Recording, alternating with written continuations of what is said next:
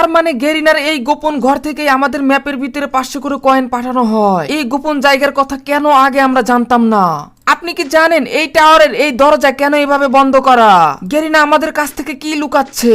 আমরা যখন এই দরজাটির কাছে আসি তারপরে দেখি এই দরজাটি এইভাবে লক করা এবং একেবারেই সিল করা, আর এখানে আজ পর্যন্ত কেউ ঢুকতে পারেনি। তবে কেন গেরিনা আমাদের কাছ থেকে এটা বন্ধ করে রাখলো? কেন আমাদের ঢুকতে দেবে না? এর পিছনে মূলত কি রহস্য রয়েছে সেটা আজকে আমরা জানবো। আমরা এই দরজার সাথে একটা সিল দেখতে পেয়েছি, ওখানে একটা ক্লু দেওয়া আছে যে এটা পোর্টালের মাধ্যমেই এর ভিতরে ঢোকা যাবে, আর সেই পোর্টালটি রয়েছে এই পাহাড়ের নিচে। তবে আমাদের ধারণা ঠিক নাকি এটা আমাদের যাচাই করার জন্য আমরা কিন্তু এখানে অনুসন্ধান চালাচ্ছি। তবে শেষ পর্যন্ত আমরা এখানে খুঁজে খুঁজে দেখবো যে আসলে পোর্টালটি কোথায় গেরিনা লুকিয়ে রেখেছে, যেখানে আমরা আসলে খুঁজে পাবো এবং সেই বদ্ধ ঘরে যেতে পারবো। আমি এই পাহাড়টির নিচে, পানিতে, উপরে সব জায়গায় খোঁজাখুঁজি করতেছি, কিন্তু আশেপাশে তেমন কিছুই পাচ্ছি না। তোমরা জানো ইতিপূর্বে এখানে আমরা অনেক কিছুই দেখেছি, আবার অনেকবারও এসেছি, কিন্তু এখন পর্যন্ত এখানে কোনো কিছুই খুঁজে পাওয়া যায়নি। তবে আজকে আমি একেবারে ভালোভাবে খোঁজাখুঁজি করতেছি, একেবারে এগুলো সুড়ঙ্গ যত যা আছে সবকিছু। আমি নদীর দিকে কিছুক্ষণ নীরব হয়ে তাকিয়ে থাকলাম, হঠাৎ করে পিছনে তাকিয়ে দেখি আরে ভাই এটা কি?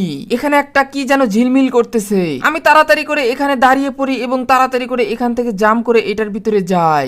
এখানে যখনই আসি তারপরে দেখি আরে এটা তো টেলিপোর্ট লেখা, তার মানে অবশেষে আমরা পেয়ে যাচ্ছি, ওই ঘরেই মনে হয় নিয়ে যাবে। আবার এটা আমাদের কোনো গোলক ধাঁধাও হতে পারে। এখানে আমি যেতে পারছিলাম না, তাই দাঁড়িয়ে যখনই টেলিপোর্ট করি হঠাৎ করে দেখি আরে এটা কোন জায়গায় আসলাম আমি তাড়াতাড়ি করে আশেপাশে তাকিয়ে দেখি আরে এটা তো মনে হয় সেই টাওয়ার যেটার কথা আমি বলছিলাম। হ্যাঁ, আমি পিছন দিকে তাকিয়ে দেখি ও ভাই, আমি তো পুরাই অবাক, এটা কিভাবে সম্ভব? ভাই গেরিনা এই জন্য আমাদের দরজাটি বন্ধ করে রাখছে। এখানে লাল ড্রাম, অনেকগুলো মোমবাতি এবং অনেক কয়েনের পাহাড়। আর ম্যাচ যখন স্টার্ট নেয় তখনই আমাদের এগুলো গেরিনা পাঠিয়ে দেয় বিভিন্ন ঘরে 500 করে কয়েন। গেরিনা এবার আমি গোপন ঘরটি পেয়ে গেলাম। এখন আমি তাড়াতাড়ি করে এই কয়েনগুলো উড়াধুরা নেওয়া শুরু করে দেই। আর সবগুলো নেওয়া যাবে না, যদি আমি সবগুলো নিয়ে নেই তাহলে গেরিনা আমার আইডিটাকে একেবারেই উড়িয়ে দেবে। আর গেরিনা চায় না আমি তাদের এই জিনিসগুলো জানতে পারি। এখানে কিন্তু কম কয়েন নয়, এখানে অসংখ্য কয়েন, একটার উপরে আর একটা কিন্তু একেবারে স্তূপ করে রেখে দিয়েছে। ভাই রে ভাই, অবশেষে গেরিনার টাকার ঘর, টাকার খনি পেয়ে গেলাম আমি। এতগুলো টাকা গাইস, যারা যারা নিতে চাও সবাই এখানে চলে আসবে। আগেই কেউ যাবে না, বিস্তারিত জেনে যাও। এখানে কিন্তু আরেকটা টেলিপোর্ট আমি দেখতে পাই। কি ব্যাপার ভাই, এখানে টেলিপোর্ট আসলো কেমনে? এখানে কি আরেকটা রাস্তা আছে যাওয়ার? তবে কি সেই রাস্তা দিয়ে আমি বের হতে পারবো বা আবারও আসতে পারবো?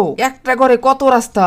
আমি সবগুলো কয়েন খেয়ে বড় পাহাড় কয়েনগুলো রেখে দিলাম, যদি আবার গেরিনা আমাকে সবকিছু মানে আইডি উড়িয়ে দেয়, এই কারণে এগুলো খেলাম না। এখানে কিন্তু আমি তাড়াতাড়ি করে কয়েকটা স্ক্রিনশট নিয়ে নেই। এখানে লাল ড্রাম ছিল, এটাকে আসলে ফুটানো যায় কিনা আমি দেখলাম, হ্যাঁ ফুটানো যাচ্ছে। এরপরে আমি এখান থেকে বাইরে যাওয়ার জন্য তাড়াতাড়ি করে পোর্টালটা ধরি। আমি যখনই পোর্টালটা ধরি সাথে সাথে দেখি আমাকে পিকে নিয়ে এসেছে এবং পিকের ঘরে, কিন্তু ওই জায়গা দিয়ে আসলে ওখানে যাওয়া সম্ভব না, কারণ এটা পিকের